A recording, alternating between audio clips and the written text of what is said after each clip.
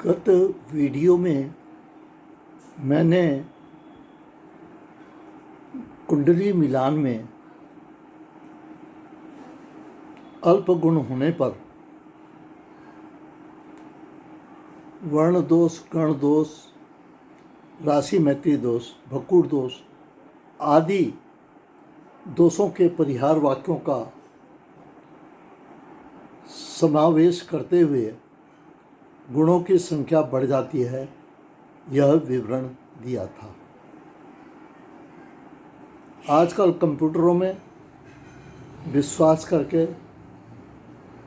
यदि कंप्यूटर अल्प गुण दिखा रहा है तो कुंडली नहीं मिलती है, यह कह दिया जाता है, जबकि शास्त्र वाक्यों के परिप्रेक्ष्य में यह अशुद्ध होता है, क्योंकि कई अवसरों पर परिहार वाक्य उपलब्ध होने पर भी गुण अल्प दर्शाए जाते हैं, जबकि वहाँ पर परिहार वाक्य उपलब्ध होने पर गुणों की संख्या बढ़ जानी चाहिए। इसी प्रकार यदि नाड़ी दोष का परिहार वाक्य उपलब्ध है तो 8 गुणों की वृद्धि होनी चाहिए, जबकि कंप्यूटरों के द्वारा दर्शाए गए गुणों की संख्या में इन शास्त्र वाक्यों के परिहार का समावेश नहीं होता तथा इन उपयोगी शास्त्र वाक्यों की उपेक्षा की गई है। शास्त्र का एक वाक्य है, निधनम मध्य नाड्यांच दंपत्योर नैव पार्श्वयो, अर्थात इस वाक्य से स्पष्ट है कि 3 नाड़ियाँ होती हैं, आदि, मध्य और अंत, तो मध्य नाड़ी को ही विशेषकर हानिप्रद कहा गया है। फिर आगे कहा गया है कि यदि दोनों की एक ही नक्षत्र हो तथा राशियां अलग अलग हों या दोनों की राशियां एक हों एवं लड़के लड़की का नक्षत्र अलग अलग हो तो नाड़ी दोष नहीं होता। नक्षत्र में कम यदि भिन्न राशियोरपि भिन्न वृक्षम प्रीतेस्तदानीम निविडाद नार्यो श्वेतः कृतिका रोणी वनन नाड़ी। अन्य वाक्य यह भी है कि यदि दोनों की राशियों का अधिपति, दोनों से तात्पर्य जिनका मिलान किया जा रहा है, लड़के और लड़की की कुंडलियों का, दोनों की राशियों का अधिपति यदि शुक्र है या बुध है या बृहस्पति है तो नाड़ी दोष नहीं माना जाएगा। जैसे एक की मिथुन राशि हो और दूसरे की कन्या राशि हो तो दोनों का अधिपति बुध हो गया, अतः नाड़ी दोष नहीं माना जाएगा।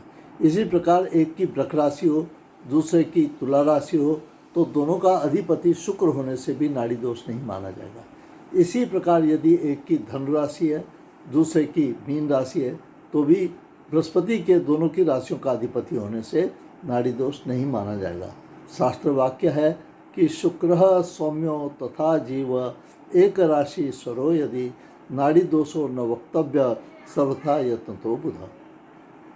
इसी प्रकार एक महत्वपूर्ण वाक्य और है जिसका प्रायः उपेक्षा की जाती है और आवश्यकता होने पर इस शास्त्र वाक्य का आश्रय लेना चाहिए। आद्यांशेन चतुर्थोंशेन सादिमम द्वितीयेन तृतीयम तो तृतीयेन तृतीयकम, अर्थात यदि एक का जो जन्म नक्षत्र है उसका पहला चरण है और दूसरे का चौथा चरण है तो इन दोनों के चरणों का पादभेद होने से यह हानिप्रद होता है। इसी प्रकार यदि एक का द्वितीय चरण है, दूसरे का तृतीय चरण है तो भी वह हानिप्रद रहेगा। इससे अन्य होने पर अल्प दोष कहा गया है। एवं भांसव्य द्योयेषां जायते वर कन्यो तेषां मृत्युर्न संदेह शेषांसाः स्वल्प दोषदाः, कि यदि पाद वेद न हो तो अल्प दोष होता है।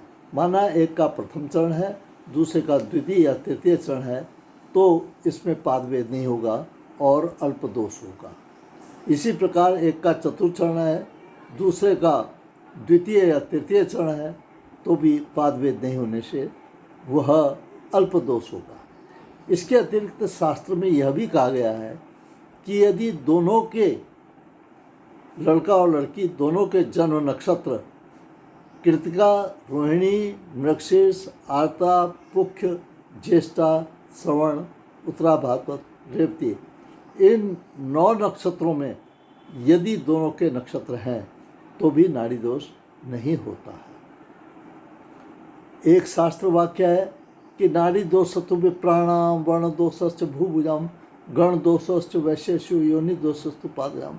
इसमें भी नाड़ी दोष को प्रथम कहा गया है तथा जो उपरोक्त मैंने उपचार वाक्य कहे हैं उनका उन परिहार वाक्यों का उपयोग करना चाहिए। इससे कई प्रकार से जो कुंडलियां नाड़ी दोष कह करके मिलान नहीं किया जाता, उनका मिलान शास्त्र सम्मत होता है। क्योंकि आजकल के वर्तमान समय में रिश्तों में काफ़ी बाधाएं उत्पन्न हो रही हैं। ऐसे में यदि कंप्यूटर का आश्रय लेकर के और अल्प दोष होने पर, परिहार वाक्यों के उपलब्ध होने पर भी यदि मना कर दिया जाता है तो वह शास्त्र सम्मत नहीं होता है। ओम नमः शिवाय।